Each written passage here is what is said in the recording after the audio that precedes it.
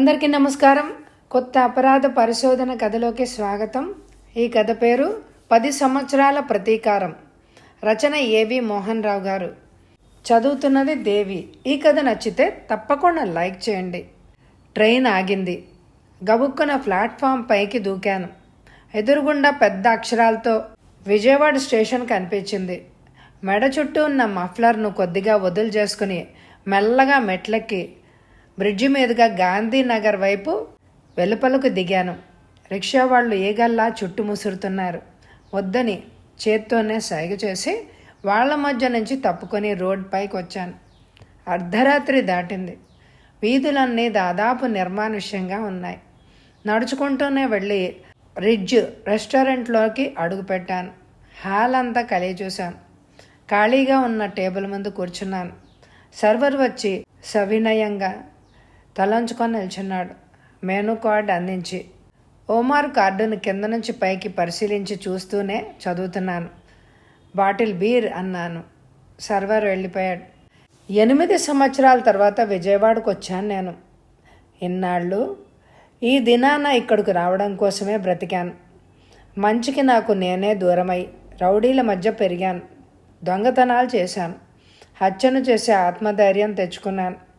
నేను జీవితానికి పెట్టుకున్న ధ్యేయాన్ని సాధించగలను అన్న నమ్మకం, ఉంచుకున్న గమ్యం చేరగలను అనే ధైర్యం కూడగట్టుకుని వచ్చాను ఇక్కడికి. బీర్ బాటిల్ తెచ్చిపెట్టాడు సర్వర్. నోటితో కారుకొని పళ్ళ సందున పెట్టి ఊడబెరికి పక్కకు విసిరాను. గ్లాస్ పక్కనున్న దానికేసి చూడకుండా సీసా అమాంతం పైకెత్తి గటగట్టమని ఒక్క బిగిన తాగేశాను మొత్తం బీర్.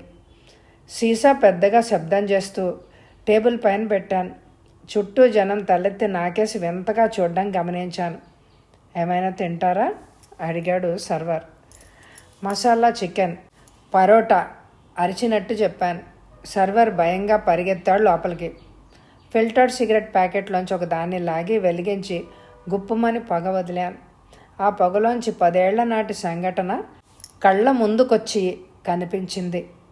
ఊరిలోని తాగుబోతుల్ని, వ్యభిచారుల్ని, జూదగాళ్లను, మకుటం లేని మహారాజులాగా పాలిస్తుండిన చిట్టిని అరెస్టు చేసేందుకు వెళ్ళిన మా నాన్న శవమై తిరిగొచ్చాడు. ఆయన భౌతిక కాయం నా కళ్ళ ముందు మెదిలింది. మెడ చుట్టూ నైలాన్ తాడు చుట్టి బలంగా బిగించి చంపారు ఆయన్ని. మెడంతా కందిపోయి ఉండడం గమనించాను. ఆ తర్వాత ఆయన్ని చంపిన వాళ్ళ కోసం ఎంతో ప్రయత్నించాను. ఎవ్వరూ కనిపించలేదు. కేసు మూసేశారు. ఇది తేలేందుకు 2 సంవత్సరాలు పట్టింది. అంతదాకా ఒంటరిగా అక్కడే ఉండిపోయాను. ఆ తర్వాత లాభం లేదని బొంబాయి చెక్కేశాను. 8 ఏళ్ళు బొంబాయిలో పెరిగాను. ఇప్పుడు తిరిగి వచ్చాను. సర్వర్ వచ్చాడు. నేను ఆర్డర్ ఇచ్చిన చికెన్ మసాలా పరోటాలతో తినడం మొదలుపెట్టాను. సార్ పిలిచాడు మెల్లగా సర్వర్. ఏమిటి అన్నట్టు తలెత్తి చూశాను. రోలౌట్ ఆడతారా? ఇక్కడుందా? ఉంది. మీకు ఇంట్రెస్ట్ ఉంటే తీసుకొస్తాను. అదంటే నాకు చచ్చేంత ఇంట్రెస్ట్. పోదామా అడిగాను. ముందు తినండి, తర్వాత వెళ్తురు కానీ. చకచకా తినేశాను. చెయ్యి కడుక్కొని సర్వర్ని నడువు అన్నాను. అతను నన్ను రెస్టారెంట్లోని అల్మరా వద్దకు తీసుకువెళ్ళాడు. అక్కడేదో బటన్ నొక్కాడు. ఆ అల్మరా పక్కకు తొలగిపోయింది. మెట్లు కనిపించాయి. దిగి తిన్నగా వెళ్ళండి అన్నాడు. థ్యాంక్స్ అంటూ వడివడిగా మెట్లు దిగాను. విశాలమైన హాల్ కనిపించింది. మధ్యనున్న ఇరుసులాంటి దానిపైన 12 అడుగుల వ్యాసంతో ఉన్న గుండ్రని చెక్క ప్లాట్ఫామ్ ఉంది. నల్లటి పెయింట్ పూసి ఉన్నారు పైన. 1 నుంచి 100 దాకా గళ్ళున్నాయి. అంకెలతో అంచుకే. మధ్యగా ఒక స్త్రీ నగ్నంగా నుంచునుంది. అందరి చేతుల్లోనూ ఎర్రని ప్లాస్టిక్ బిళ్ళలు ఉన్నాయి. బెల్ మోగింది. ప్లాట్ఫామ్ పైనున్న స్త్రీ డాన్స్ మొదలెట్టింది. అంతకుముందే మొదలైన మ్యూజిక్కు సరిపోయేటట్లు ప్లాట్ఫామ్ రివ్వున తిరగడం మొదలెట్టింది. 2 నిమిషాల కాలం తిరిగింది ప్లాట్ఫామ్. ఆమె కూడా డాన్స్ చేయసాగింది. ఉన్నట్టుండి మ్యూజిక్ ఆగిపోయింది. డాన్స్ చేస్తున్న స్త్రీ కింద పడిపోయింది. ఆమె చెయ్యి 2వ నంబరు గడి పైన పడింది. అందరూ నంబర్ 2 టైమ్స్ అంటూ అరవసాగారు. నాకు అర్థం కాలేదు. అయోమయంగా అనిపించింది. పక్కనున్న అతన్ని అడిగి తెలుసుకున్నాను. అలా డిస్కులా తిరుగుతున్న ప్లాట్ఫామ్ ఆగినప్పుడు ఆ స్త్రీ కుడి చెయ్యి ఏ నంబర్ పైన పడితే ఆ నంబర్ కట్టిన వాళ్లకు అన్ని రెట్లు ఎక్కువ డబ్బు ఇస్తారని. నాకు ఒక చెయ్యి చూద్దాము అని అనిపించింది. కానీ ఓడిపోవడం, డబ్బు పోగొట్టుకోవడం నాకు ఇష్టం లేదు. అందుకు మార్గం ఏమిటా అని ఆలోచించసాగాను. డిస్క్ పైన ఉన్న అందమైన అమ్మాయి పక్కనే ఉన్న గదిలోకి దూరింది. బెట్టింగులు మొదలైనాయి. అందరూ కౌంటర్ వైపు హడావిడిగా వెళ్ళారు. నేను చుట్టూ చూసి మనుషుల మధ్య కదులుతూ ఆ అమ్మాయి వెళ్ళిన గది దాకా వెళ్ళాను. అటు ఇటు చూసి తలుపుకున్న హ్యాండిల్ పైన చెయ్యేశాను. లిప్త కాలంలో లోపలికి దూరి తలుపు మూశాను. అద్దం ముందు కూర్చుని ఉన్న అమ్మాయి నన్ను చూసి లేచింది. నా వైపు తిరిగి, ఎవరు నువ్వు అని అడిగింది. యముణ్ణి అన్నాను జేబులోంచి కత్తి తీసి బటన్ నొక్కి బ్లేడ్ మెరిసేలాగా పట్టుకొని. ఏం కావాలి? బెక్కపోయి అడిగింది. ఈ మారు 100 దగ్గర నీ చేయి పడాలి అన్నాను. వీల్లేదు. అయితే నీకు ప్రాణాలపై తీపి లేదన్న మాటేనా? నువ్వు చెప్పినట్టు చేయకుంటే చంపుతావా? నిస్సందేహంగా. అలా చేస్తే వీళ్ళు చంపుతారు. వాళ్ళ గురించి భయపడకు. నీ పైన ఏగ వాలకుండా చూసే పూచి నాది అన్నాను. అంత మొనగాడివా? నా మొనగాడితనం చెప్పుకునేది కాదు అన్నాను. నాకేసి తీక్షణంగా. ఆమె చూడడం గమనించాను. ఆల్ రైట్, అలాగే తీస్తాను. నువ్వు వెళ్ళు. ఎవరైనా చూస్తే నిన్నిక్కడే చంపేస్తారు అంది భయంగా. మాట్లాడకుండా మెల్లగా తలుపు తీసుకొని వచ్చాను వెలుపలకు. జనంలో కలిసిపోయి కౌంటర్ వద్దకు వెళ్ళాను. 100 పైన 100 రూపీస్ వేశాను. కౌంటర్లో ఉన్న అతను కాయిన్స్ ఇస్తూ నాకేసి చూడడం, లోపల నవ్వుకోవడం గమనించాను. మళ్ళీ డిస్క్ తిరగడం మొదలైంది. లైట్లు డిమ్ అయినాయి. నగ్నంగా ఉన్న అమ్మాయి వచ్చి డాన్స్ మొదలెట్టింది. మధ్య మధ్య నాకేసి చూడసాగింది. నేను కత్తి దాచిన జేబు కేసి చూపించాను ఆమెను హెచ్చరిస్తూ. డిస్క్ ఆగింది. ఆమె చెయ్యి 100 పైనే పడింది. జనంలో గగ్గోలు పుట్టుకొచ్చింది. అందరూ నాకేసి విచిత్రంగా చూడసాగారు. కౌంటర్ దగ్గరికి వెళ్ళాను. అక్కడున్న అతను తేరిపారా చూసి డబ్బులు లెక్కబెట్టి 10,000 అందించాడు. నోట్లన్నీ జేబులోకి చెక్కుకున్నాను. అతను వచ్చి నా పక్కన నిలబడ్డాడు. అది గమనించి, ఏయ్ మిస్టర్, మిమ్మల్ని మా బాస్ రమ్మంటున్నాడు అన్నాడు. వాడితో నాకు పని లేదు అన్నాను. ఆయనకు పనుందట, నీతో మాట్లాడాలట. నాకేం తీరిక లేదు, అర్జెంటుగా వెళ్ళాలి నేను అన్నాను. అంత పెద్ద మనిషి పిలిచాక చూడకుండా వెళ్ళడం మంచిది కాదు. అలా నువ్వు వెళ్ళడం కూడా అసాధ్యమే అని అనుకుంటున్నాను అన్నాడతను. బెదిరిస్తున్నావా? లేదు, పొజిషన్ చెప్తున్నాను. నేనెవరినో నీకు తెలియదులా ఉంది. నా పేరు యముడు. ఎవరిని లెక్క చేసేవాడిని కాదు. మీ బాస్ను పోయి గంగలో దూకమను అంటూ గుమ్మం వైపు నడిచాడు. 4 వస్తాదుల్లాంటి మనుషులు గుమ్మానికి అడ్డంగా నిల్చున్నారు.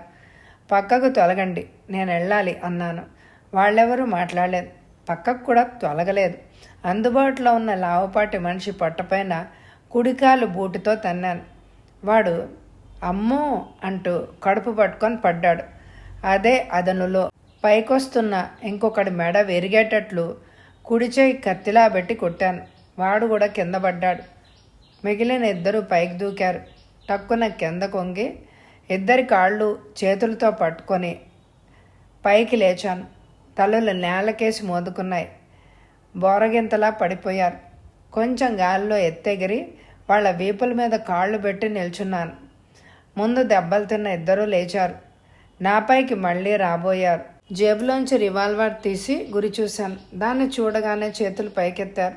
అంతలో ఆ అమ్మాయి బట్టలు వేసుకొచ్చి నించుంది. నాకు కొద్ది దూరంగా. ఆమెను రమ్మన్నాను. వచ్చింది. ఆమెను వెంట పెట్టుకొని పైకొచ్చి బటన్ నొక్కి రెస్టారెంట్ గుండా వీధిలోకి వెళ్ళాను. టాక్సీ ఎక్కి కూర్చున్నాం. పోనీ అన్నాను. ఎక్కడకు అడిగాడు టాక్సీ వాళ్ళ. తర్వాత చెప్తానన్నాను. టాక్సీ బయలుదేరింది. ఎంత సాహసం చేయగలరని నేను అనుకోలేదు అందామె. నేను ఈ ఊరికి ఈ దినమే వచ్చాను. అందుకే ఎవరిని చంపడం నాకు ఇష్టం లేకపోయింది అన్నాను. ఇప్పుడు ఎలాగో బ్రతికి బయటపడ్డాం. వాళ్ళు వేట కుక్కళ్ళు లాంటి వాళ్ళు. మనల్ని ఎలాగైనా పట్టుకొని చంపుతారు అందామె. ఆ భయం నీకు అనవసరం. ఎంతకు నీ పేరేంటి? రాణి. బ్రతుకు తెరువు కోసం ఈ వృత్తిలో ఉన్నాను. నీకు ఇల్లుందా? ఉంది. ఎక్కడ? కేదారేశ్వరపురంలో. అక్కడికి వెళ్దామా అడిగాను. ఇంట్లో కళ్ళు లేని అమ్మ, కాళ్ళు లేని చెల్లెలు ఉన్నారు. ఉండగలుగుతావా? అడిగింది రాణి. నా కళ్ళు తిరిగిపోయాయి ఆమె మాటలతో. ఎంత అందమైన అమ్మాయి ఎంత నికృష్టమైన పరిస్థితుల మధ్య బ్రతుకుతోందా అని. వాళ్ళ సాయం నాకు అవసరం లేదు. ఆ ముఠాకు మీ ఇల్లు తెలుసా? తెలీదు. అయితే కొద్ది రోజులు మకాం పెట్టొచ్చు అనుకున్నాను లోపలే. టాక్సీ వేగంగా పోతూనే ఉంది. మీ పేరేంటి? ప్రస్తుతానికి ఎముడే అనుకో. సమయం వచ్చినప్పుడు నా కథ యావత్తూ చెప్తాను అన్నాడు. రాణిది పెద్ద ఇల్లేం కాదు. 2 గదులు, వసారా, పైన పెంకులు కప్పి ఉంది. ఆ రాత్రి రెస్ట్ తీసుకున్నాను. తెల్లవారాక కాలకృత్యాలు తీర్చుకొని డ్రెస్ చేసుకొని కూర్చున్నాను రాణితో చెప్పి వెళ్దామని. కాఫీ గ్లాస్తో వచ్చింది ఆమె. అందుకుంటూ ఇలాంటివేం పెట్టుకోకు అన్నాను. వెళ్తున్నారా అని అడిగింది. అన్నాను కాఫీ సిప్ చేస్తూ. ఆ తోడేళ్ళు ఊరంతా తిరుగుతూ ఉంటారు, జాగ్రత్త. త్వరగా వచ్చేయండి, మీకు భోజనం కూడా ఇక్కడే ఏర్పాటు చేస్తాను అందే ఆప్యాయంగా. నా గురించి నువ్వు శ్రద్ధ తీసుకోవద్దు. నేను చాలా ముఖ్యమైన పని మీద ఈ ఊరొచ్చాను. ఎక్కడో తిని తిరుగుతాను. జాగ్రత్తగా మాత్రం ఉండు అన్నాను. పగటిపూట పర్వాలేదు, రాత్రి అయితేనే వాళ్లతో భయం అంది. అప్పటి వరకు నేను వచ్చేస్తానులే అంటూ కాఫీ గ్లాస్ అక్కడే పెట్టి బయలుదేరాను. తిన్నగా గవర్నర్పేట సెంటర్కి చేరుకున్నాను. ఆ ప్రాంతం అంతా నాకు బాగా గుర్తుంది. అప్పటికి ఇప్పటికీ చెప్పుకోదగ్గ మార్పులు కూడా ఏమీ జరగలేదు. మా నాన్నతో పాటు ఉండిన ఇంటికేసి వెళ్ళాను. ఆ ఇంటి ముందు 10 నిమిషాలు నిలబడ్డాను.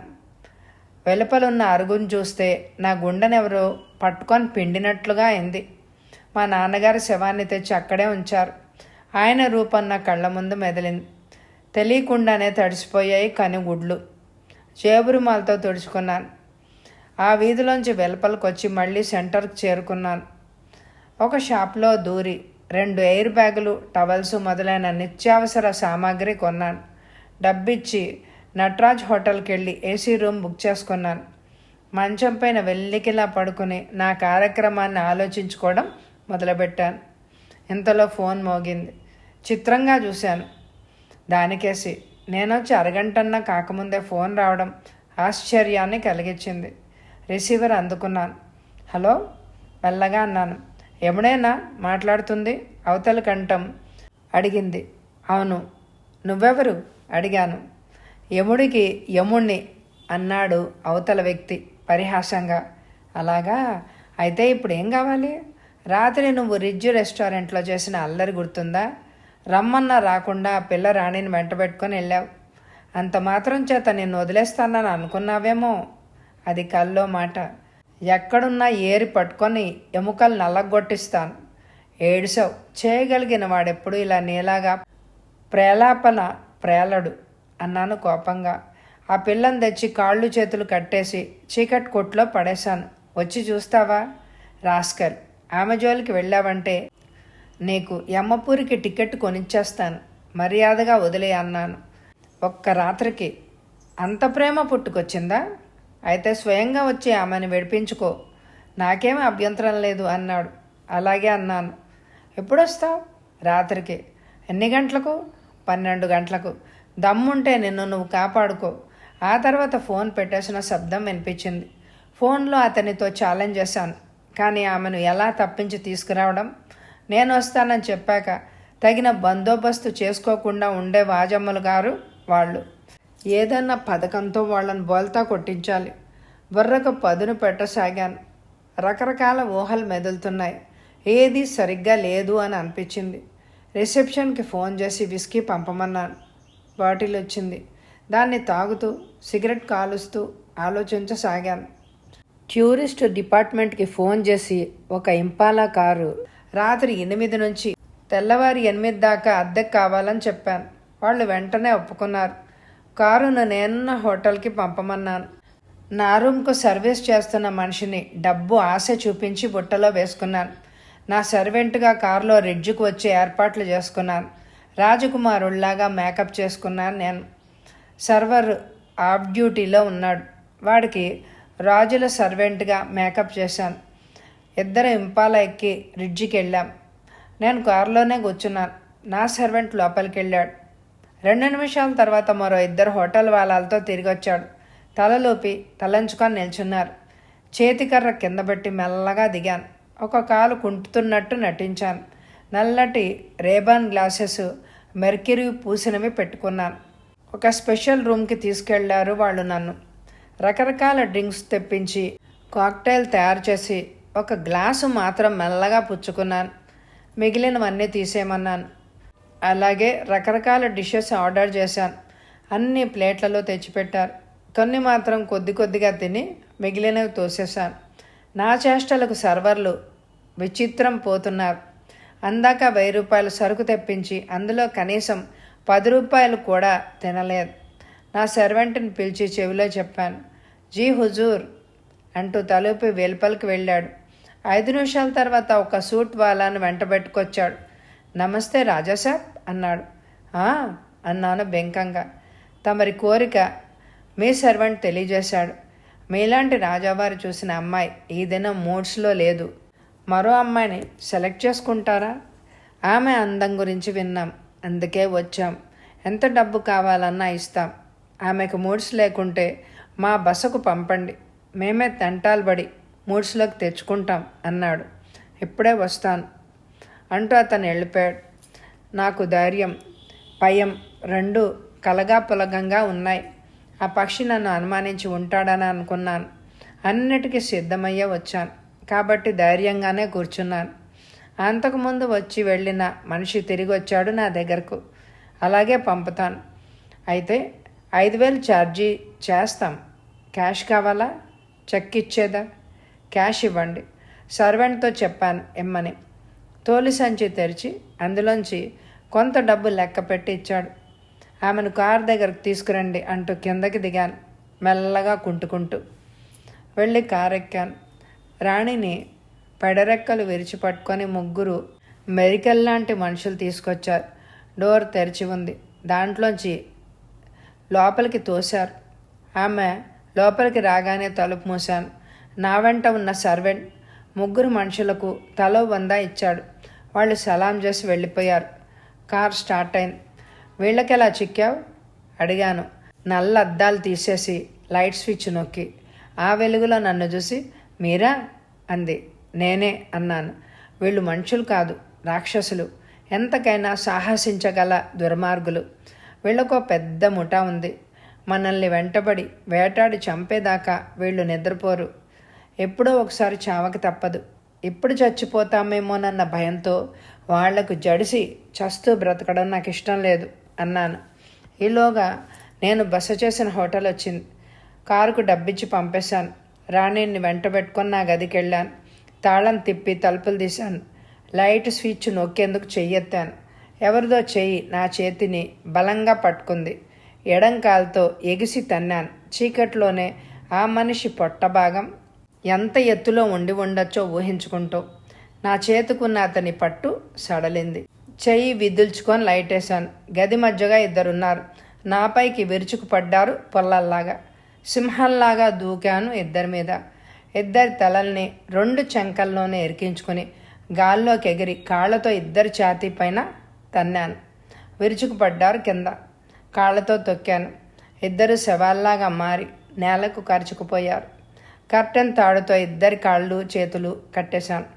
కాలితో మంచం కిందకి తోశాను. పోలీసులకు ఫోన్ చేశాను. నా రూమ్లో దొంగలు పడ్డారని, వాళ్ళని పట్టుకొని కట్టేశానని. వెంటనే వచ్చి వాళ్ళని స్వాధీనం చేసుకుంటామని చెప్పారు. ఆ తర్వాత రెడ్జి హోటల్కి ఫోన్ చేశాను. ఎవరిది అడిగాడు అవతల మనిషి. నేనే, యముణ్ణి అన్నాను. నీకోసం చూస్తున్నాం, ఇంకా బయలుదేరలేదా? నీ మొహం. నేను మీ హోటల్కి రావడం, రాణిని దర్జాగా కారులో ఎక్కించుకుని తిరిగి నా గదికి తీసుకొచ్చుకోవడం అయిపోయింది. మీరు పంపిన వస్తాదుల్ని చావగొట్టి కట్టిపడేసి ఉంచాను. ఇంతకుముందే పోలీసులకు ఫోన్ చేశాను. మరో 10 నిమిషాల్లో వచ్చి ఈ 2 శాల్తీలను తీసుకెళ్ళమన్నారు. తెల్లారేలోగా మీరు మరో 10 మందినన్నా పంపండి అన్నాను. అయితే ఆ రాజావేషంలో వచ్చింది నువ్వేనా? ఎప్పటికైనా తెలుసుకున్నావు. సంతోషం అన్నాను. మమ్మల్ని మారువేషంతో మోసం చేసినందుకు నిన్ను అంటూ మాటల కోసం తడుముకోసాగాడు. ఏమి చెయ్యలేవురా చెవట. నిన్ను కూడా ఎప్పుడో ఒకనాడు చావదాన్ని పోలీసులకు అందజేస్తాను నేనే, జాగ్రత్తగా ఉండు అని ఫోన్ పెట్టేశాను. పోలీసులు వచ్చారు. వాళ్ళకి ఇద్దరిని అప్పచెప్పాను. ఈ గదిలోకి ఎందుకు వచ్చారు మీరు అడిగాడు ఇద్దరిని పోలీస్ ఇన్స్పెక్టర్. దొంగతనం చేసేందుకు అన్నాను. వాళ్ళని తీసుకెళ్తాను, రేపొచ్చి కంప్లైంట్ రాసివ్వండి అన్నాడు ఇన్స్పెక్టర్. అలాగే అన్నాను. పోలీసులు వెళ్ళిపోయాక గది తలుపులు మూసేశాను. రాణి పిలిచాను. ఏంటి అడిగింది. ఇందాకేదో ముఠా అన్నావు, నీకు దాని వివరాలు తెలుసా? తెలుసు. ఈ ఊళ్ళో జరిగే అవినీతి వ్యాపారాలంతా ఒకే ఒక ముఠా కంట్రోల్లో ఉంది. వాళ్ళను ప్రజలు ఎదుర్కోలేరు, పోలీసులు పట్టుకోరు అంది రాణి. ఎందుకని? ప్రజలకేమో వాళ్ళని చూస్తేనే భయం. పోలీసుల్ని బాగా డబ్బు పెట్టి కొనేశారని అందరూ అనుకుంటూ ఉంటారు. అదీగాక రాజకీయ నాయకుల మద్దతు కూడా ఉందట. వాళ్ళు ఆడింది ఆట, పాడింది పాటగా జరిగిపోతోంది చాలా సంవత్సరాల నుంచి. ఎవ్వరూ ఎదురు తిరగడం లేదా? లేనట్టే. ఈ ముఠాకు నాయకుడు ఎవడో నీకు తెలుసా? తెలుసు. అతన్ని అందరూ చిట్టి అంటారు. ఆ 2 అక్షరాల పేరు వినగానే నా రక్తం కుతకుతమని ఉడికిపోయింది. కళ్ళల్లోకి రక్తం తన్నుకొచ్చింది. ఎందుకలా ఆవేదన పడుతున్నారు? భయంతో అడిగింది రాణి. రాణి, నువ్వు ఆ చిట్టిని చూసావా? లేదు. అతని గురించి నువ్వు ఎక్కడ విన్నావు? మా హోటల్లోనే. చీకటి వ్యాపారం చేసే ప్రతి ఒక్కరూ తమ లాభంలో 10వ వంతు అతనికి పంపాలి. అందుకు ప్రతిఫలంగా పోలీసులతో గొడవలు కానీ ప్రత్యర్థులతో పేచీలు కానీ రాకుండా అతని అనుచరులు చూస్తుంటారని వాళ్ళ మాటలు విని తెలుసుకున్నాను అంది రాణి. నేను ఆ చిట్టిని కలుసుకోవాలి. అతని కోసమే వెతుకుతూ వచ్చాను. అతన్నెందుకు కలుసుకోవడం? రాణికి నా కథ యావత్తూ పూసకొచ్చినట్టు చెప్పాను. విని విభ్రాంతి చెందింది. ప్రతీకారం చేసేందుకు ఇలా బంగారం లాంటి జీవితాన్ని బుగ్గిలో పోసుకుంటున్నావన్నమాట అంది నిస్పృహతో. అని నేను అనుకోవడం లేదు. కర్తవ్య పాలనే జీవిత పరమావధిగా ఎంచిన తండ్రిని పొట్టను పెట్టుకున్న ఆ దుర్మార్గుణ్ణి చంపడమే నా లక్ష్యం. అందుకోసమే ఇలా కషాయవాడిలాగా తయారయ్యాను అన్నాడు. నాకు జవాబు చెప్పకుండా ఏదో ఆలోచిస్తూ పడుకుంది రాణి. ఆమెను డిస్టర్బ్ చేయడం నాకు ఇష్టం లేకపోయింది. నేను మంచం పైనే మేను వాల్చి పడుకున్నాను. నాకు తెలియకుండానే నిద్ర పట్టేసింది. పొద్దున్నే కాలకృత్యాలు వడివడిగా ముగించుకొని డ్రెస్ చేసుకొని కిందకు వచ్చాను. తిన్నగా పోలీస్ స్టేషన్కి వెళ్ళాను. ఇన్స్పెక్టర్ సీట్ ఖాళీగా ఉంది. ఎవరు కావాలి అంటూ వచ్చాడు హెడ్ కానిస్టేబుల్. మీ ఇన్స్పెక్టర్ లేడా అడిగాను. లేరు, టౌన్లోకి వెళ్ళారు అన్నాడు అతను. రాత్రి హోటల్ అప్సరాలోంచి పట్టుకొచ్చిన వెధవలు ఏం చేస్తున్నారు?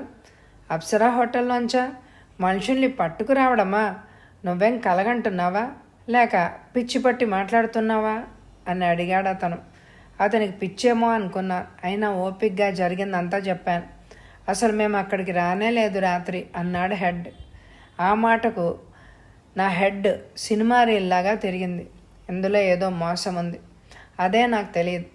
నువ్వు మాత్రం మా అయ్యగారు వచ్చేదాకా ఉండి విషయం తెలుసుకుని వెళ్ళు అన్నాడు. అలాగే అంటూ కూర్చున్నాను.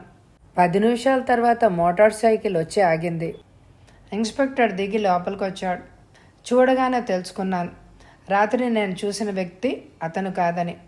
నన్ను నేను పరిచయం చేసుకుని రాత్రి జరిగిందంతా చెప్పాను. అంతా విని, అప్సరా హోటల్ గురించి మాకు తెలుసు. మీరు చెప్పినట్లు ఎప్పటికీ జరగదు. పైగా రాత్రి నేను రానే లేదు. ఆ విషయం మిమ్మల్ని చూశాక నాకు తెలిసింది అంటూ లేచాను. నీకు మతి స్థిమితంగా ఉన్నట్లు లేదు. మెంటల్ హాస్పిటల్కి పంపమంటావా? అప్పుడే అవసరం లేదు.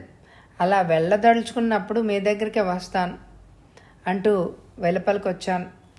రాత్రి నాతో ఫోన్లో మాట్లాడింది పోలీసులు కాదని, హోటల్ రిసెప్షన్లోని వాళ్లేనని, వెంటనే పోలీసుల వేషంలో వచ్చి నాకు చిక్కిన ఇద్దరిని తీసిపోయారు అని ఊహించాను. ఇదంతా చిట్టిముట్టా పనే అని అనిపించింది.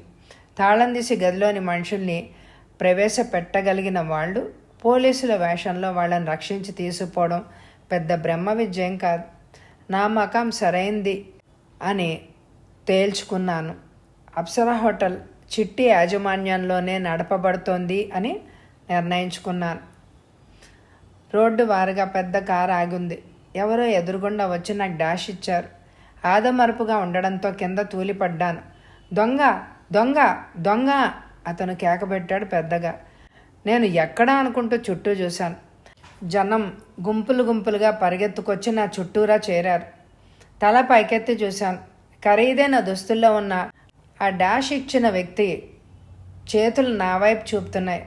కొట్టండి, తన్నండి అంటూ గగ్గోలు పెడుతున్నారు జనం పిచ్చి కుక్కల్లాగా. నేను దొంగతనం చేయలేదని చెప్పాలి అని అనిపించింది. పోలీస్ వ్యాన్ వచ్చి ఆగింది. ఇన్స్పెక్టర్, అతని పటాలం జనాన్ని తోసుకుంటూ నా దగ్గరికి చేరారు. నా పక్కనున్న వ్యక్తి ఏం జరిగింది అని అడగడం, అతను తన పర్సు నేను దొంగిలించానని చెప్పడం రెండూ విన్నాను. ఇద్దరు పోలీసులు నన్ను పైకి లేవదీశారు. జేబులో చేతులు పెట్టి వెతికారు. మరో ఇద్దరు నా ప్యాంటు జేబులో నల్లటి పొడవుగా ఉన్న పర్సు వెతికి తీశాడు పోలీస్. ఇదేనా మీ పర్సు అడిగాడు నా పక్కనున్న వ్యక్తిని. అవును. ఇందులో మీ డబ్బు ఎంత ఉంది? 6,000. ఏ రూపంలో ఉన్నాయి? 100 కాగితాలు 60 ఉంటాయి. నా విజిటింగ్ కార్డు కూడా ఉంది. మీ పేరు? రాజారావు. అడ్రస్? ఆనంద నివాస్, సూర్యనారాయణపురం అన్నాడు అతను. ఇన్స్పెక్టర్ చెక్ చేసి, ఎస్, మీ పర్సే ఇది అన్నాడు. నీదే ఊరు అడిగాడు నన్ను. నాకు ఊరు లేదు. పేరు? డివై రాజ్ అన్నాను. అంటే పూర్తి పేరు? డి యమధర్మరాజు అన్నాను. ఏం చేస్తుంటావు? ఇంకా ఏం చేయడం లేదు. ఏదన్నా చేద్దామని అనుకుంటున్నాను. ఇంతలో ఈ హడావిడి జరిగింది. ఆయన పర్సును దొంగిలించావు కదూ? లేదంట, నమ్ముతారా అడిగాను కోపంగా. ఎలా నమ్ముతాం? పోయిన పర్సు నీ జేబులో దొరికింది కదా. నిన్ను రెడ్ హ్యాండెడ్గా పట్టుకున్నాం. కేసు పెడతాం. సంవత్సరం పాటన్నా జైల్లో ఉండక తప్పదు బెదిరిస్తున్నట్టుగా అన్నాడు ఇన్స్పెక్టర్. అలాగే, మీ ఇష్టం, కానివ్వండి అన్నాను. జనాన్ని తరిమేశారు మిగిలిన పోలీసులు. నాకు డాష్ ఇచ్చిన మనిషి నన్ను చూసి నవ్వి, రోట్లో తలదూర్చావు, ఎలాంటి రోకటిపోట్లు తప్పవు, తలతో పాటు మెదడు కూడా దూర్చావు అంటే దాన్ని అంతవరకు కైమా కింద కొట్టి చేయవలసి వస్తుంది. జాగ్రత్తగా ఉండు అన్నాడు. ఉంటాను మిస్టర్ చిట్టి, ఉంటాను అన్నాను. అలా పిలవమ్మని ఎవరు చెప్పారు? ఎవరు చెప్పలేదు. నేను చూస్తే అలా పిలవాలని నాకే అనిపించింది. నీ ఆటలు ఎన్నో రోజులు సాగవు, త్వరలోనే కడతాయి. అందాక నీ సరదాలు తీర్చుకో అన్నాను. షటప్ ఇన్స్పెక్టర్, ఇతన్ని తీసుకెళ్ళండి అన్నాడు చిట్టి నాకేసి చూపిస్తూ. కానిస్టేబుల్ నా రెక్క పట్టుకొని జీప్ వైపు వెళ్ళాడు. చిట్టి కారు వైపు వెళ్ళాడు. జీప్ ఎక్కాను. వెనక వైపు మధ్యగా నన్ను కూర్చోబెట్టారు పోలీసులు. వాళ్ళు కాపలాగా కూర్చున్నారు. జీప్ బయలుదేరింది. నన్ను అడ్డు లేకుండా చేసుకునేందుకు మంచి ఎత్తే వేశాడు అని అనుకున్నాను. జీప్ స్పీడ్గా పోతోంది. నా చేతులకు ఎందుకనో వాళ్ళ సంకెళ్ళు వేయలేదు. పోలీసుల దగ్గర లాఠీలు తప్ప మరేమీ లేదు. ముందు డ్రైవర్ పక్కన కూర్చున్న ఇన్స్పెక్టర్ దగ్గర రివాల్వర్ ఉంది. వీళ్లను తన్ని తప్పించుకుందాము అని అనుకున్నాను. రోడ్లు బిజీగా ఉన్నాయి. ఎక్కడ చూసినా జన ప్రవాహంలాగా కదులుతున్నాయి. నేను సాహసించి దూకినా వీళ్ళు అల్లరి చేస్తారు. ఎవరో ఒకరు అడ్డొచ్చి పట్టుకుంటారు. ప్రయోజనం లేదనుకున్నాను. జీప్ స్టేషన్ చేరుకుంది. నన్ను రిమాండ్ రూమ్లో వేశారు. ఒక్కడనే ఉన్నాను. 10 గంటల ప్రాంతంలో దొడ్డికి పోవాల్సినట్లుగా ఉండింది. సెంట్రీని పిలిచి చెప్పాను. అతను పోలీసుని పిలిచి నన్ను తీసుకుని వెళ్ళమన్నాడు. అతను వెంటనే స్టేషన్కి వెనక భాగాన ఉన్న లెట్రిన్కు తీసుకెళ్ళాడు. లోపలికెళ్ళి పరిశీలించి చూశాను. పెద్ద రాయి కనిపించింది. దాన్ని తీసుకుని వచ్చాను. పోలీస్ బీడీ కాలుస్తున్నాడు. దాంతో అతని తల మోదాను. అమ్మ అంటూ నేల కూలాడు. గోడ దూకి వీధిన పడ్డాను. నా లగేజ్ హోటల్లో ఉంది. కత్తి పోలీసులు లాక్కున్నారు. బ్యాగ్లో రివాల్వర్ ఉంది. అదన్నా సంపాదించుకోవాలి అని అనిపించింది. అర్ధరాత్రి దాకా అక్కడ తిరిగి హోటల్ వెనక భాగాన్ని చేరుకున్నాను. డ్రైనేజ్ పైపు సహాయంతో పైకెక్కాను. అంతకు ముందు రోజు గ్లాస్ తీసేసిన కిటికీ గుండా లోపలికి దూకాను. బట్టలు మార్చుకుని ముస్లిం వేషం వేసుకున్నాను. రివాల్వర్, డబ్బు తీసుకున్నాను. వచ్చిన దారినే వెనక్కి వెళ్ళిపోయాను. చిన్న బార్లోకి వెళ్ళి మందు ఆర్డరిచ్చి తాగాను. ఒంటి నిండా పేరుకుపోయిన నొప్పులు కాస్త తగ్గాయి. కొత్త చైతన్యం నరాల్లో ప్రవేశించింది. బిల్లు చెల్లించి బయటకు వచ్చాను. ఆ చీకట్లోనే కేదారేశ్వరపురంలోని రాణి ఇంటికి వెళ్ళాను. తలుపు తట్టాను. రాణి ఇంట్లోనే ఉంది. నన్ను చూసి విస్తుపోయి నువ్వా అంది. నేనే. నీవేమయ్యావోనని కంగారు పడిపోయాను.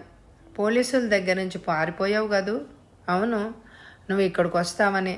ఇంతదాకా చిట్టి మనుషులు పోలీసులు కాపలా కాశారు. ఇంతదాకా రాకపోయేసరికి వెళ్ళిపోయారు. మళ్ళీ వచ్చినా వస్తారు. నువ్వు వెళ్ళిపో అంది భయంగా. పర్వాలేదు, ఎవరు వచ్చినా అన్నిటికీ సిద్ధమయ్యే వచ్చాను. నాకు కొంత సమాచారం కావాలి అన్నాను. ఏమిటి? రాజారావు అనే పేరు ఎప్పుడైనా విన్నావా? విన్నాను. చాలా పెద్ద మనిషి. మా హోటల్కి చాలాసార్లు వచ్చారు. అతను వచ్చాడంటే అందరూ హడిల్ చేస్తూ ఉంటారు. చిట్టి ఎవరో కాదు, అతనే. అతని ఇల్లు తెలుసా? తెలియదు. అతన్ని చంపాలి. అది పూర్తయ్యాక నేను పోలీసులకు చిక్కినా లక్ష్య పెట్టను అన్నాను. ఏమో, నువ్వు ఒంటరిగాడివి. వాళ్ళు పెద్ద ముఠ. అతడితో నిలబడి ప్రాణాలు పోగొట్టుకోవడం కన్నా ఈ ఊరు విడిచి వెళ్ళిపోవడం మంచిది అంది ఆమె. ఆ రాజారావుకి నువ్వు తెలుసా? అంత బాగా తెలీదు. హోటల్లో ఎప్పుడైనా చూసి ఉండొచ్చు. అయితే నీ సాయం నాకు కావాలి. చేస్తావా? ఏం చేయమన్నా చేస్తాను. ఓకే, ఉదయం ఎక్స్ప్రెస్కు రాజమండ్రి వెళ్దాం. నువ్వు ముస్లిం స్త్రీలాగా డ్రెస్ చేసుకో. పైన పరదా కూడా వేసుకో. నల్ల పరదా నా దగ్గర లేదు, నేను తెస్తాను. నువ్వు స్టేషన్ దగ్గరుండు అని వెళ్ళిపోయాడు ఊళ్ళోకి. తెల్లవారుతుండగా ఒక లాండ్రీకి వెళ్ళి అడిగాను ముస్లింలు వాడే నల్ల పరదా కోసం. అతడి దగ్గర ఉంది కానీ నాకిచ్చేందుకు అనుమానించాడు. 100 రూపాయల నోటు చూపించాను. చూడగానే న్యూస్ పేపర్లో పొట్లం కట్టిచ్చాడు. దాన్ని తీసుకొని స్టేషన్కి చేరుకున్నాను. రాణి బుక్ స్టాల్ పక్కన కనిపించింది. నా చేతిలో ప్యాకెట్ ఆమెకి ఇచ్చాను. అది తీసుకుంది ఆమె. బయటికి వెళ్ళి 5 నిమిషాల తర్వాత తిరిగి వచ్చింది. మేమిద్దరం పక్తు ముస్లిం జంటలా తయారయ్యాం. ఎక్స్ప్రెస్లో ఏలూరు వెళ్ళాం. ఓ హోటల్లో రూమ్ తీసుకున్నాం. విజయవాడ టెలిఫోన్ డైరెక్టరీలో రాజారావు అడ్రస్ను చూశాను. దాదాపు 6 రాజారావులు ఉన్నారు. అందరి అడ్రస్లు రాసుకున్నాను. ఎవరిళ్లకు పేర్లు లేదు, ఒక్కరికి తప్ప. ఒకతను డాక్టర్, మరొకతను లాయర్, ఇంకొక మనిషి కమిషన్ ఏజెంట్. ఆ ముగ్గురిని లిస్టు నుంచి తొలగించాను. నాకు అవసరమైన మనుషులు కాదన్నట్లు. మిగిలిన ముగ్గురిలో నాకు కావలసిన మనిషి ఎవరో సులువుగానే పట్టుకోగల మార్గం కోసం ఆలోచించసాగాను. 3 నెంబర్లకు ఫోన్ చేశాను. ట్రంక్ కాల్ బుక్ చేసి అవతల వ్యక్తులతో మాట్లాడిన తర్వాత 2 నెంబర్లు డ్రాప్ చేశాను. 3వ నెంబర్ వ్యక్తి అడ్రస్లోనే అతని బంగ్లాకు పేరుంది. అతనే నాకు కావలసిన మనిషిని తీర్మానించుకున్నా. అతనితో మాట్లాడవలసిన అవసరం కనిపించలేదు. హోటల్ బ్యారేజ్ వ్యూకు టెలిగ్రామ్ ఇచ్చాను. నాకు ఒక డీలక్స్ సూట్ ఒకటి జనాబ్ మహమ్మద్ అలీ అండ్ బేగంకు రిజర్వ్ చేయమని. రాత్రికి మెయిల్లో ఫస్ట్ క్లాస్ కంపార్ట్మెంట్లో తిరిగి ఇద్దరం విజయవాడకు ప్రయాణం చేశాం. 2 సూట్ కేసులు మాత్రం మా వద్ద ఉన్నాయి. కూలీలు సామాను వెలుపలకు తెచ్చారు. టాక్సీలో పెట్టమన్నారు. టాక్సీ డ్రైవర్ను హోటల్ బ్యారేజీ వ్యూకు వెళ్ళనిమ్మన్నాను. టాక్సీని 5 నిమిషాల్లో హోటల్కి చేరుకున్నాం. రిసెప్షన్లో నా టెలిగ్రామ్ గురించి అడిగాను. వాళ్ళకి చేరిందని, మంచి సూట్ రిజర్వ్ చేశామని చెప్పారు. వాళ్ళ మనిషి మా సూట్ కేసులు తీసుకొని ముందుకు నడిచాడు. 7వ అంతస్తులో ఉంది మాకిచ్చిన సూట్ రూమ్. అంతా అధునాతనంగా దర్జాగా ఉంది. తలుపు మూసే రాజారావు నంబర్కి ఫోన్ చేశాను. అవతల వైపు నుంచి టెలిఫోన్లో హలో అని వినిపించింది. రాజారావు గారు ఉన్నారా అని అడిగాను హిందీలో. మీరెవరు? నాది కలకత్తా. నా పేరు జనాబ్ మహమ్మద్ అలీ. అర్జెంటుగా వ్యాపారం విషయం మాట్లాడాలి. లైన్లో ఉండండి, కనెక్షన్ ఇస్తాను అన్నాడు అతను. వెయిట్ చేస్తూ కూర్చున్నాను. 2 క్షణాల తర్వాత రాజారావు మాట్లాడుతున్నాను. ఎవరు మీరు అని అడిగాడు. నా పేరు వినలేదా? జనాబ్ మహమ్మద్ అలీ, కలకత్తాలో స్మగ్లింగ్ కింగ్ను. నీతో చిన్న వ్యాపారం చేద్దామని మద్రాస్ వెళ్తూ ఇక్కడ దిగాను అన్నాను. మీరెవరితో మాట్లాడుతున్నారో మీకు తెలుసా? తెలుసు. నువ్వే కదా చిట్టివి. నీ అడ్రస్సు, ఫోన్ నంబరు మీ ఫ్రెండ్ ఇచ్చాడు అన్నాను. మీరు ఎక్కడ దిగారు? హోటల్ బ్యారేజ్ వ్యూలో ఉన్నాను. 7వ అంతస్తులో 6వ నెంబర్ సూట్. వస్తారా లేక నన్ను రమ్మంటారా? మీరు రావద్దు, నేనే వస్తాను రాత్రి 10ంటికి అన్నాడు. మీకోసం ఎదురు చూస్తూ ఉంటాను అన్నాను. అలాగే అన్నాడు చిట్టి. ఫోన్ పెట్టేశాను. రాణి నవ్వింది. ఎందుకు నవ్వుతున్నావు? నీ ధైర్యానికి. రాజారావు వచ్చినా తగిన బందోబస్తులోనే ఉంటాడు. అతన్ని ఏమి చేయలేవు నువ్వు అంది రాణి. చూస్తావుగా, ఈలోగా నాకు నువ్వొక పని చేసి పెట్టాలి. నీకు అడ్రస్ ఇస్తాను, అక్కడికి వెళ్ళు. శాంతమ్మ అనే ముసలావిడ ఉంటుంది. ఆమెను ఎలాగైనా ఒప్పించి ఇక్కడ తీసుకురావాలి అన్నాను. ఎందుకు? ఇప్పుడు చెప్పి లాభం లేదు, నువ్వే చూద్దువు గాని అన్నాడు. అలాగే, ప్రయత్నిస్తాను అంది రాణి. ఆమెకు కాగితంపై అడ్రస్ రాసిచ్చాను. అది తీసుకొని చదువుకుంది. ఆ ప్రాంతం నీకు తెలుసా అడిగాను. తెలుసు, కానీ ఆమె నా వెంట రానంటుందేమో. డిఎస్పి రంగనాథం గారు అబ్బాయి పిలుచుకురమ్మన్నాడని చెప్పు. ఆమె కాదనకుండా వస్తుంది. సరే అంది. సూట్ కేసులోంచి క్యాసెట్ టేప్ రికార్డర్ తీసి కిటికీలున్న క్రోటన్స్ మధ్య పడేశాను. దాన్ని స్విచ్కు కనెక్షన్ చేశాను. 90 నిమిషాలు తిరిగే టేపు కొత్తది దాంట్లో బిగించాను.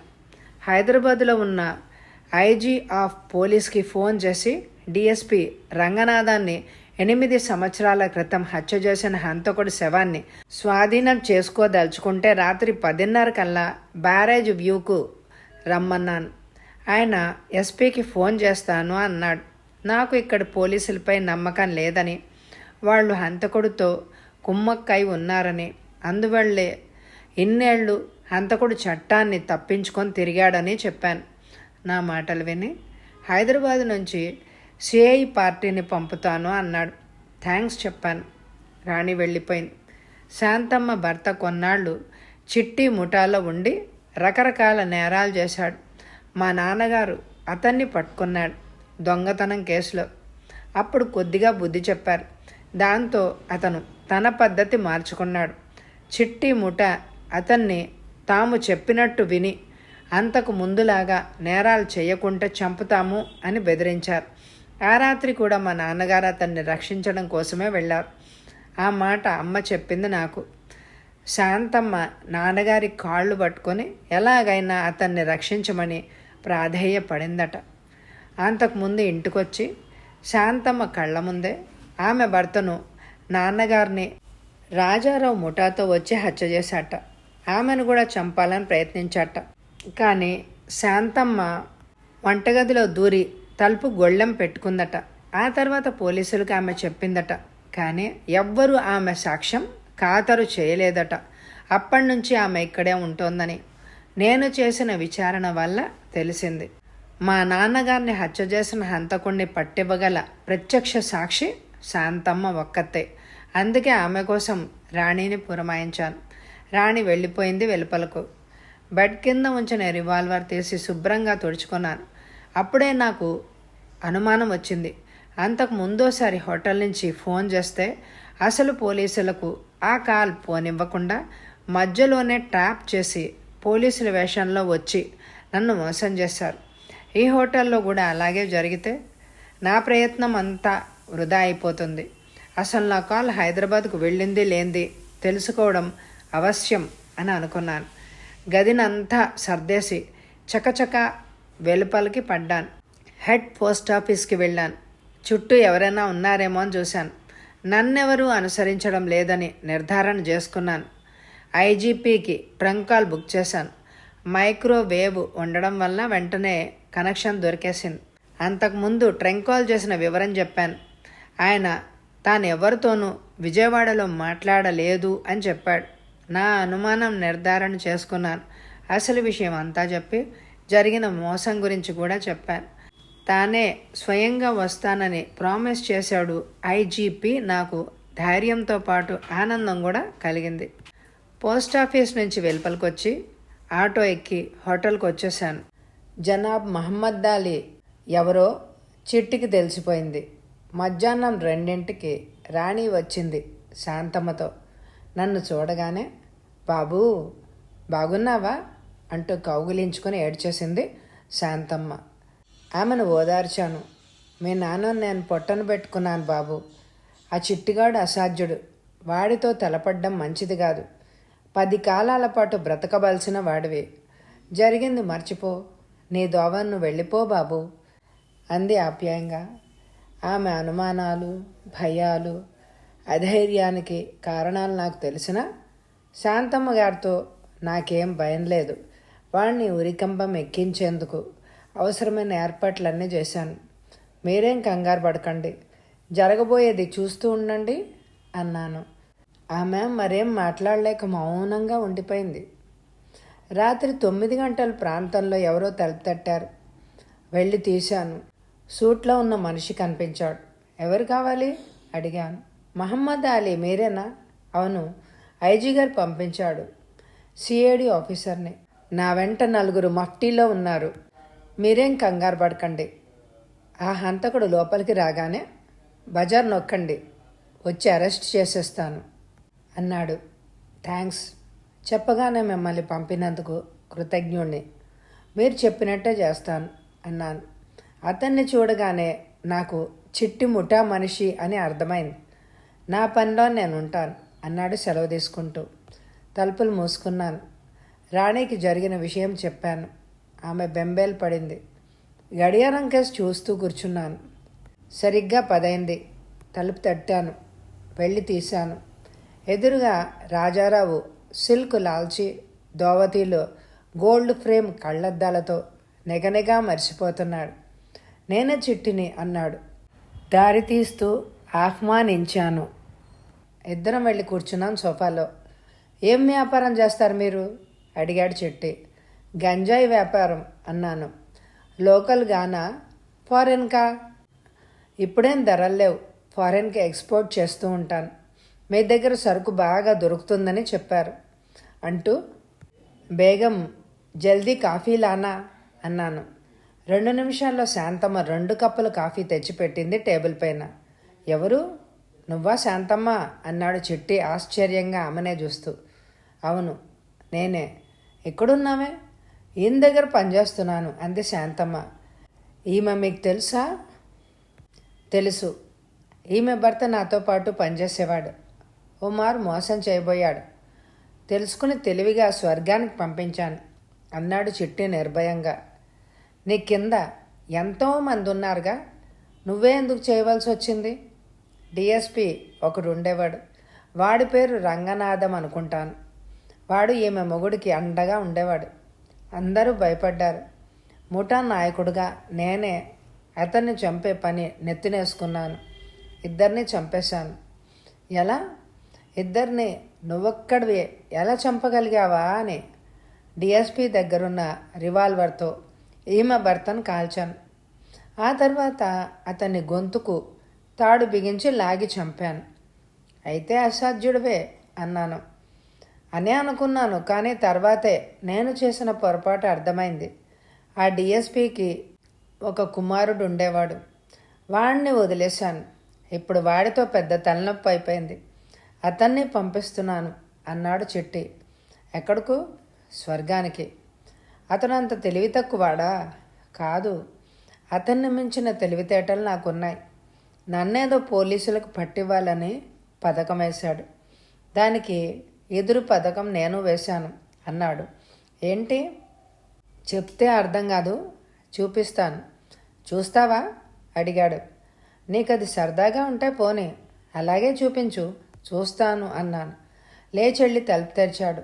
4 మనుషుల్లో లోపలికి దూరారు. లోపల నుంచి తలుపులు మూశారు. అప్పటికే రివాల్వర్ తీసి ఒళ్ళో పెట్టుకున్నాను. అంతకుముందు ఐజీపీ పంపిన సిఐడి ఆఫీసర్ని అని చెప్పిన మనిషి కూడా ఉన్నాడు వాళ్ళల్లో. నన్ను ఐజీపీ పంపాడు అనగానే నమ్మాడు పిల్ల సన్నాసి అన్నాడతను నన్ను చూసి నవ్వుతూ. మీ సంగతి నాకు తెలుసు. మిమ్మల్ని బోల్తా కొట్టించాలనే అలా చేశాను. ఐజీపీతో కూడా మాట్లాడాను.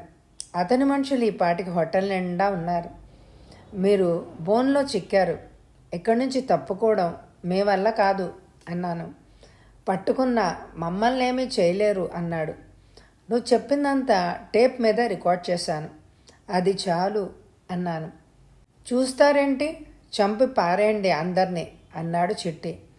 నేను రివాల్వర్ తీసి పైకి పేల్చాను. దగ్గరకు వచ్చిన అడుగు ముందుకు కదిపిన మిమ్మల్ని నల్లుల్ని కాల్చినట్టు కాల్చేస్తాను, జాగ్రత్త అన్నాను. రివాల్వర్ ఉంటుందని వాళ్ళు ఊహించలేరు. దాన్ని చూడగానే వెనుకంజ వేశారు.